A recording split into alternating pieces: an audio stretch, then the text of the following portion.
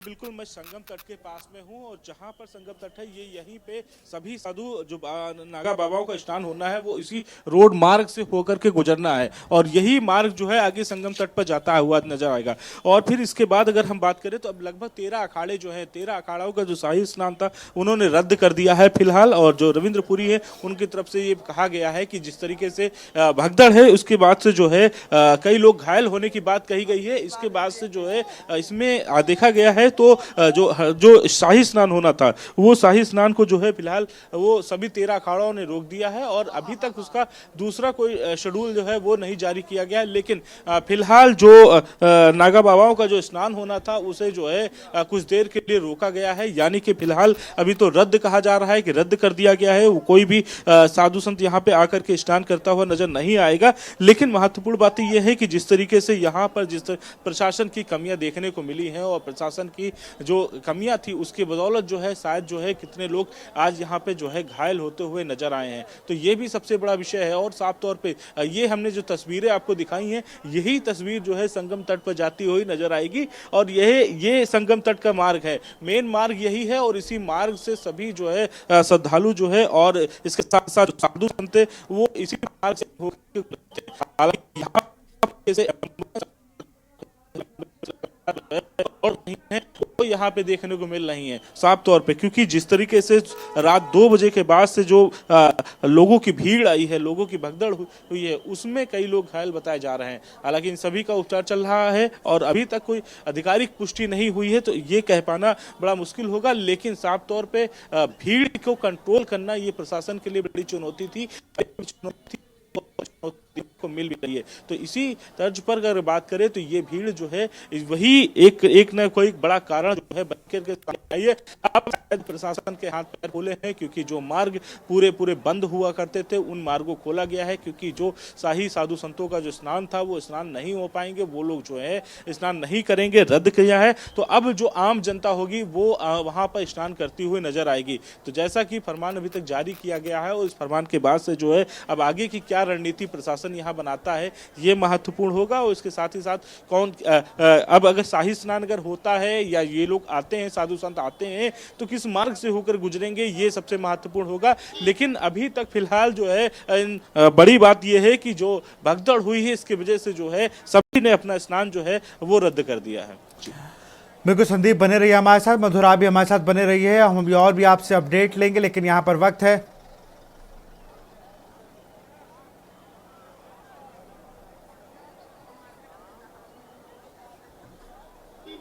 और यहाँ वक्त है एक छोटे से ब्रेक का। आप देख रहे हैं के न्यूज, खबरों का सारथी।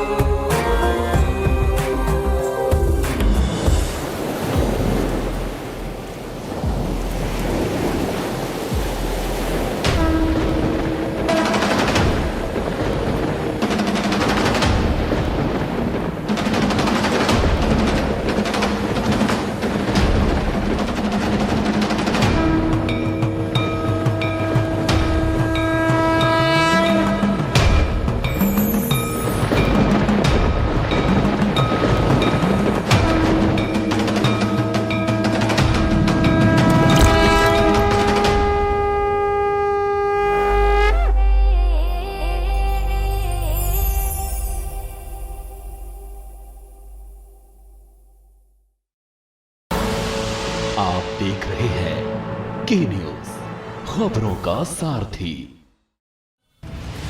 ब्रेक के बाद आपका स्वागत है। सीधा रुख करते हैं संदीप का। संदीप हमारे साथ बने हुए हैं लगातार। संदीप, कल जब हम और आप शाम को त्रिवेणी जो संगम था जिस तरीके से 3 जगह का उसको लेकर हम लोग चर्चा कर रहे थे, तब आपने एक बात कही थी कि भाई पूरे दिन का आंकड़ा है 10 से 12 करोड़ जो आने की संभावना आपने बताई थी, जो अधिकारियों का भी अनुमान यही था।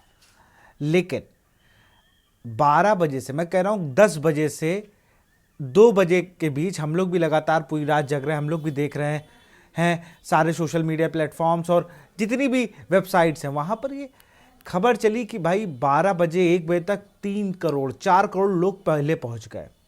हम लोगों ने स्टेशनों की हालत देखी, अपने नज़दीकी स्टेशन भी गए, वहां पर पैर रखने की जगह नहीं। आसपास के जो लोग आए उनसे बात हुई तो उन्होंने कहा भाई साहब बिल्कुल जगह नहीं है। बसेस के हाल हैं, अगर प्रयागराज रूट पर भी जा रहे हैं तो लगातार गाड़ियों को जाता देख रहे हैं हम लोग।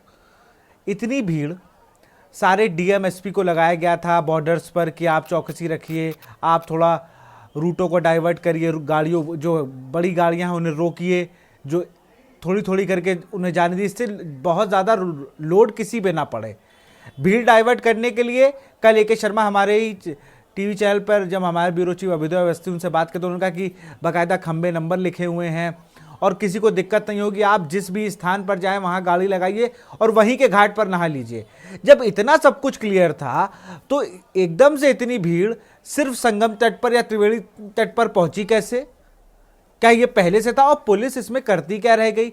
लगातार अनाउंस हो रहा था, मैं वैभव कृष्ण को सुन रहा था कि मैं वैभव कृष्ण डीआईजी मेला रेंज बोल रहा हूं, आपको ऐसे से करना है। ये सब बातें क्या सिर्फ वीडियो बनाने के लिए होती रही? क्योंकि व्यवस्थाएं जो है वो आपके सामने है, कोई अखाड़ा अभी तक स्नान करने नहीं आ पाया है। देखिए, प्रशासन ने बड़े दावे किए थे विशाल साफ तौर पे, क्योंकि वो दावे जो है करते नजर आ रहे थे। आप वीडियो देखिए, जिस तरीके से वीडियो यहाँ के जो मेला प्रभारी अधिकारी हैं और यहाँ के डीएम भी हैं, और उन्होंने जिस तरीके से एक वीडियो वायरल किया था, आप समझिए कि किस तरीके से सभी को आने की अनुमति दी जाएगी और बड़ा चर्चित विषय बनाने के लिए किया था। लेकिन महत्वपूर्ण बात यह है कि ये अंदाजा सभी प्रशासन को था कि इस बार की भीड़ जो है कितनी संख्या में होने वाली है। आप समझिए कि ये इस बार जो हमने 14 तारीख के स्नान को देखा था, मकर संक्रांति के स्नान को देखा था, जो भीड़ थी वो लगभग 7 करोड़ के आसपास थी। तो इसका अंदाजा था, प्रशासन को भी अंदाजा था कि 10 करोड़ के आसपास यहाँ पर भीड़ जो है वो एकत्र होगी। जितनी भीड़ होने के बावजूद भी जो है प्रशासन ने अगर डाइवर्ट किए होते, सभी घाटों को और बना दिए होते, जबकि जो 41 घाट बनाए गए, महत्वपूर्ण बात यह है कि इन घाटों पर भीड़ को अगर डाइवर्ट किए होते तो ये संगम तट पर इतनी भीड़ ना पहुंचती और शायद ये हादसे जो है ना होते। तो ये भी सबसे बड़ा विषय है कि जिस तरीके से लगातार लोग जो है संगम तट पर पहुंच रहे थे, संगम तट पे एकाएक किसी ने हर तरीके की बातें होती हैं, क्योंकि भीड़ का कोई चेहरा नहीं होता है, तो तरह तरह की बातें होती रहती हैं। तो समस्या तो इस बात की है कि पहले से प्रशासन को अलर्ट पे हो जाना चाहिए था, जब इसकी जानकारी थी कि 14 तारीख के स्नान में हमारे पास इतनी जनसंख्या है और फिर उसके बाद अब मौनी अमावस्या सबसे बड़ा शाही स्नान माना जाता है, तो निश्चित तौर पे हर एक व्यक्ति जो है संगम में डुबकी लगाना चाहता है। यहाँ पर अगर घाटों में अगर डाइवर्ट किए होते तो ये हादसे जो 30-35 लोग घायल बताए जा रहे हैं, ये व्यवस्था ना हुई होती। तो ये एक सबसे महत्वपूर्ण विषय था और इन सभी को लेकर के प्रशासन को अलर्ट। हालांकि ये घटना होने के बाद अब सभी अखाड़ों ने 13 अखाड़ों ने फिलहाल तो रद्द कर दिया है अपना स्नान। तो अब ये महत्वपूर्ण होगा कि उसके बाद यहाँ का प्रशासन जगता है और 4-5 आईएएसओ की ड्यूटी लगाई जाती, कई पीसीएस अधिकारियों की ड्यूटी लगाई जाती है। तो ये सबसे बड़ा विषय रहा है प्रशासन का भी, क्योंकि कहीं ना कहीं ये एक लापरवाही है मेला प्रशासन की। जब आपको इस बात की जानकारी थी कि इतनी भीड़ एकत्र होनी है तो उसको कहीं ना कहीं नया रूट देना चाहिए था। हालांकि अब एम्बुलेंस के लिए जाने आने के लिए मार्ग दिया गया है, लोगों के आने जाने के, लेकिन फिर भी भीड़ इतनी है यहाँ पर कि लोगों का एक साथ चल पाना मुश्किल है। और सबसे महत्वपूर्ण बात यह है कि जो संख्या कल हमने रात में बताई थी कि 10 करोड़ के आसपास जो है जनसंख्या स्नान करती हुई नजर आएगी, तो आप देखिएगा आंकड़े जो जारी होंगे वो इसी प्रकार से जारी होंगे। लेकिन महत्वपूर्ण बातें ये हैं कि प्रशासन को जरूर इस पर मंथन करना चाहिए था, विचार करना चाहिए था कि हमारे पास ये जो भीड़ आ रही है, इस भीड़ को हम कहाँ पे कंट्रोल करेंगे, किस रास्ते पे लेकर जाएंगे इसको, और कहाँ से स्नान करा करके किस रास्ते से इसको बाहर ले जाएंगे। लेकिन एक ही मार्ग, आप समझिए कि एक मार्ग से व्यक्ति जो है जाता हुआ नजर आ रहा, उसी मार्ग से व्यक्ति वापस आता नजर आ रहा। तो जाहिर सी बात है, आमने सामने में जब कोई व्यक्ति पड़ता है, टकरार होता है, तो